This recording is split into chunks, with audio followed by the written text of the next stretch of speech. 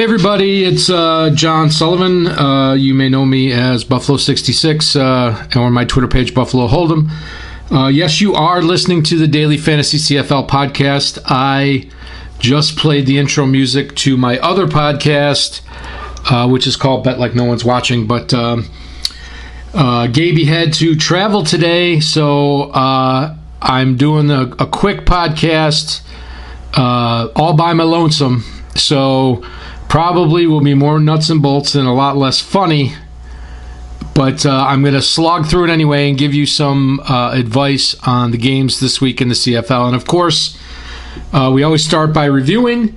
So let me just say, it's as we approach week 10 this week, it's the halfway point of the season. Had a 2-0 week betting last week, and that brings me to 10-5-1 on the year. That's looking pretty good. I had an 0-3 start, but turned it around. My DraftKings cash lineup I posted last week was pretty competitive, although assuming I avoided people that stacked certain players like Duron Carter and Kevin Glenn, highly unlikely they stacked those players in cash games. But I think my lineup would have been very competitive with most teams last week. Of course, the big news is New Yorkers can play DFS now, so I can actually play on DraftKings. I don't think I'm going to have time to do it this week because of all the stuff that's going on otherwise. But I'm looking forward to playing. Hopefully, some of your listeners will want to play me in a head-to-head at some point. So looking forward to that. So let's get right to it. We're going to talk about the Week 9 games, and they were all pretty lopsided, but not all of them turned out as predicted, and the biggest shocker was probably this first game. Alouettes 43, Red Blacks 19. Now, this is a big surprise. Ottawa closed as an 8.5 point favorite. I think they were up as much as 10, and a lot of people were on Ottawa that I know that bet CFL. Duron Carter had a big game, went for 5 catches, 126 yards, 2 TDs, and he also had a carry, so they're trying to do that again. And Kevin Glenn got his groove back after that horrible game last week with 382 yards and 5 TDs. I actually played Henry Burris on my DraftKings team, who was decent for Ottawa at 322 yards, 2 touchdowns and a pick. He sat out the latter part of the fourth quarter when the game was out of hand. I also played Keenan LaFrance, who was starting at running back, and he had a good first quarter, but Ottawa got behind, and they just abandoned the running game completely. So that didn't really work out for me. One thing I noticed is that Stephen Logan had 198 total return yards for Montreal. You might want to keep an eye on him. Nick Lewis had 102 receiving yards for Montreal. I noticed that Ernest Jackson has easily been Henry Burris' favorite receiver on the Ottawa side of the ball. Although that may not matter in the immediate future. We'll talk about that later. This game went way over. After Montreal failed to put up points last week, everybody thought it would be an under, but way over the total there. So the next game was Calgary at BC. It was Stampeders 37, Lions 9. And I said last week I thought Calgary was playing really well. These teams played a close game in week 1, and I thought Calgary had enough to beat BC. And I actually bet Calgary instead of taking the points. I took the money line at plus 135, and that paid very handsomely. So I'm glad I followed my own advice there. The attack was really balanced for Calgary, so nobody had a 100-yard rushing or 100-yard receiving game, but Bo Levi-Mitchell had another 300-yard game. He's just so consistent. I think he's a little overpriced for what you get out of him, but definitely a high floor there. With British Columbia not scoring any touchdowns, the stats were pretty sparse. I had Manny Arsenault on my roster. He was probably my biggest bust of the week. I did have Finch as my return guy. He didn't get much kickoff duty, well, basically because BC didn't kick off much. Game stayed under. I think the over-under was low 50s there, but it stayed under on that occasion. Now, I'm not sure a lot of you are familiar, but if you kick a field goal, the team that was just scored upon has the option to kick off, receive a kickoff, or take the ball at the 35-yard line. So a lot of times after a field goal, there will not be a kickoff, and the other team gets the ball at the 35. So basically the Lions just scored 3 field goals, so they didn't kick off other than the one half where they kicked off. So third game of the week was Eskimos at Argonauts, and it was Eskimos 46, Argonauts 23. I predicted Edmonton would carry the water in this game, but they didn't start out great. They started in a hole. They gave up. Toronto kicked off the game and got a single for kicking it through the end zone, and then Edmonton got the ball and threw a pick six, and they were down 8-0 before you could even exhale. But after that, it was all green and gold. Adarius Bowman, Darrell Walker both caught touchdowns in the first half, and Riley added a TD run to his 3 TD passes. Kilgore struggled again, and he was replaced in the second half by Cody Fajardo, late second half by Cody Fajardo, who actually had 2 rushing TDs in this game. He vultured a touchdown in the first half and led a drive in the second half that culminated with his rushing touchdown. He had 47 rushing yards. That was pretty good for not starting. He had, he made value. I think he's 6,000. This game obviously went way over the total. I had Edmonton, I believe it was either -3 or -4. I can't remember which, but they covered easily. And the final game of the week was the Rough Riders at the Tiger Cats, and this was a whitewash. Ticats 53, Rough Riders 7. The game closed at -10.5, and obviously that covered. I said last week that I thought that the Tiger Cats, or the Rough Riders, would need to be getting 14 points or more to consider taking them, and I'm glad it never happened. Excuse me. Like Kevin Glenn, Zach Caleros had 5 TD passes, about 380-something yards. But it was really spread out, and only Chad Owens had 2 touchdowns, and all the other receivers had 1. Terrence Tolliver continues to be the preferred target for Zach Caleros. He had 5 catches for 139 and a touchdown. Brandon Banks didn't really have much in the return game, but he did catch a 58-yard TD pass to make up for it. He always finds a way to score points for you in fantasy. I think that that's a guy you should, in almost all cases, find a way to put on your team if he still stays at that $6,500 to $6,800 price. Everybody on Saskatchewan side of the ball was pretty mediocre. Darian Durant was pulled pretty early. This game was 53.5, and it only went over because there was a garbage time TD in the very last minute of the game from Masoli to Luke Tasker, and that actually helped my team as I had Luke Tasker. So the games were all lopsided. Only the Montreal game was a surprise. I think as you go forward into the second half of the year, you're going to see a little more predictability on the outcomes of the games. That doesn't necessarily mean predictability for fantasy stats, but it's something that you want to pay attention to. And if you're into betting like I am, it may help you out quite a bit. So usually in the middle portion of the podcast, I talk about DFS strategy, and we were going to originally plan to talk about the ESPN article that came out this week on Daily Fantasy Sports. Both Gaby and I were quoted in this article, and I wanted to get his take on it. I wanted to give my take on it.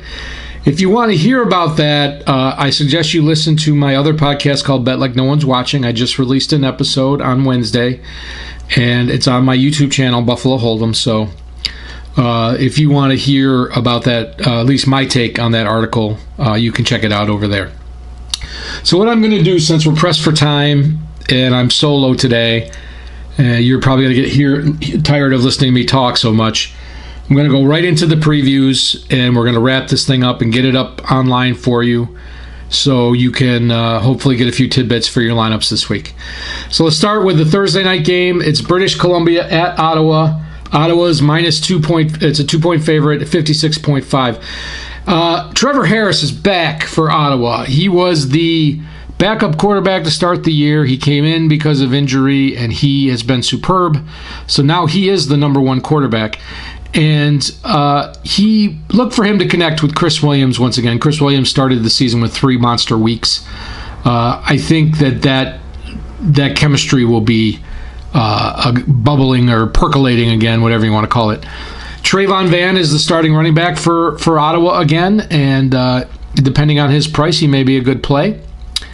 On offense for BC, I think it's Anthony Allen is the starting running back this week, so again, might be a value pick for you there. I do like Rainey if he stays in that low, that mid 5,000 price range. I think he'll get a lot of return yards tonight. I lean Ottawa here. If I was going to bet a side, I think I'd take Ottawa -2.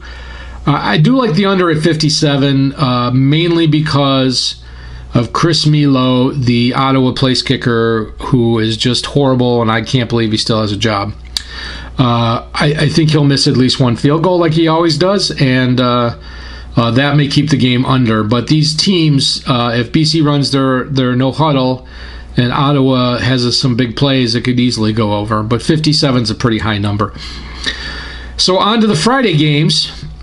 We have Winnipeg at Montreal. And Montreal at home is a 1-point favorite, 48.5 total. It seems Clarence Denmark may be the play again here, especially if Winnipeg falls behind. Matt Nichols is the quarterback now. He was he had a big game last week, so people will be on him. But if the price is right, you can fit studs in everywhere else and make him your value pick. Otherwise, if you want to spend up a little bit, I like Andrew Harris at running back to have a high floor this week. I think his rushing game will figure a lot into this game. I doubt this is going to be a shootout. Both teams have decent defenses. The question is Montreal going to put up 40 points again? And I think that's very doubtful. I think people may try that Carter and Glenn stack. Deron Carter and Kevin Glenn. Very unlikely they have 2 monster weeks in a row. So I'm going to fade those players. I lean Winnipeg in this game. It would be great if they could get 2.5 or 3, but at +1, I think I'd just take the money line. I lean over here at the current number, but this is not a play that I really like. I'm just leaning on the over. I don't think I'm going to end up playing that game. The third game is Saskatchewan at Edmonton, and Edmonton at home is a 13.5 favorite, and the total's 56. And Eskimos have just been firing on all cylinders. They went on that 3-game losing streak, and they've come back strong with 2 really strong games. Shakir Bell is going to be the starting running back for Edmonton this week, and that is probably the value play of the week. He should play even if they get a big lead. Usually they'll sit the starters if they get a big lead, but because he's the backup, he may be one of those guys that gets duty for all 4 quarters no matter what. Kenzel Doe is still the return guy, and if you want to put a return guy on your team but you don't want to spend a lot of money, he's the guy you want. He does kickoffs and punts, and he was 3,100 again last week. I haven't looked at this week's prices, but if he's in that range, that's the best value. Almost nobody on the Saskatchewan side of the ball appeals to me. Unless you need a cheap wide receiver to fit in your other players, it might be worth taking a gamble on one like 3,500 price receiver. This game, I think, is going to be competitive. These are rivals. They're next door neighbors, so to speak. So I think that if it gets to 14.5, that's what I would need minimum to consider Saskatchewan. I don't think they're going to be as bad as they were last week, but they're very unpredictable and demoralized, and they're not mathematically eliminated from the playoffs, but they're playing out the string. No opinion on the total here. Edmonton has been known to give up the last couple of games. They have not given up a lot of points, but over the course of the season, they've been known to give up a lot of points. So I don't know. If it goes up to 57, maybe the under, but no official opinion on the total here. And the final game of the week is Hamilton at Calgary. I think this is the primo matchup of the week on Sunday. And Calgary is 4.5-point favorite at home at 53.5 total. Excuse me. Calgary is so good at home. They're rarely beaten at home. So I might take them at -4. We'll see where it goes. Hamilton just put an ass whooping on a team that is in total disarray. But then they have to go on the road. So they've looked sharp since Collaros has been back, but I don't know about this one. This is another level of opponent for them. All the usual studs are in play here pretty much on both sides of the ball.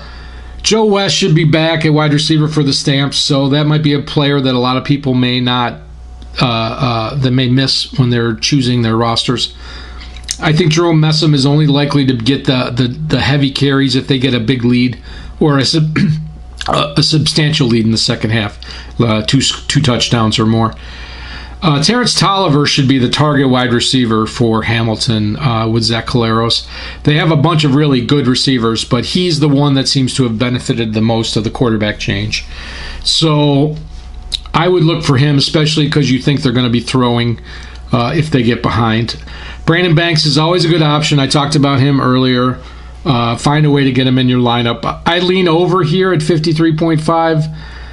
Depends where the line goes. I like it a lot better at 51. If 51, this over looks good to me. But right now, I would lean towards the over at 53. If it goes up, it's probably a pass. So those are the 4 games this week. As always, I put my picks for CFL on my Twitter page at Buffalo Hold'em. And you can listen to this podcast and also my Bet Like No One's Watching podcast on my YouTube channel, which is also called Buffalo Hold'em. So I always post a link to my uploads on my Twitter page. So if you have any questions, comments, something you'd like me to cover, get at me. I'm very receptive and willing to chat. And hopefully we'll have Gaby back next week, and hopefully we'll have another successful run. If I get time to make a lineup today, I'll put it on my Twitter page. So good luck with your contest this week. Let's do this again next week and talk about some more CFL football. Take care, everybody. Thanks for listening. Bye.